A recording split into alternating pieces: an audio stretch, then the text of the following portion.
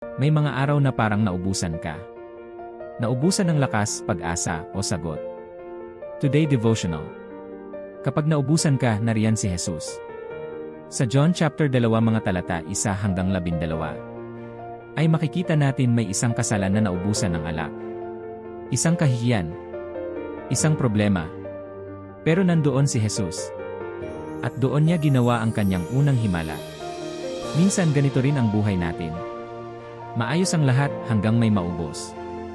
Sinabi ni Maria, "Whatsoever he saith unto you, do it."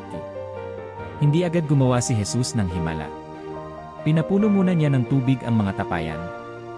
Tubig lang. Pero sa kamay ni Jesus, naging pinakamahusay na alak. Ang simpleng pagsunod ay nagiging daan ng pambihirang himala. Kapag pakiramdam mo ay naubusan ka, dalhin mo kay Jesus ang kakulangan mo. Sumunod kahit hindi mo pa naiintindihan. Dahil ang ibinibigay niya ay laging mas mabuti kaysa inaasahan mo. Kapag naubusan ka, hindi nauubos ang biyaya niya. Panalangin. Panginoong Jesus, sa mga bahagi ng buhay ko na pakiramdam ko ay naubusan na ako. Turuan mo akong lumapit sa iyo. Bigyan mo ako ng pusong handang sumunod kahit hindi ko pa nakikita ang resulta. Salamat dahil ang iyong biyaya ay sapat. At ikaw ang Diyos na nagpapalit ng kakulangan sa pagpapala. Sa pangalan ni Jesus, Amen.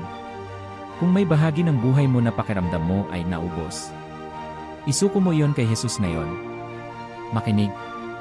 Sumunod. Magtiwala.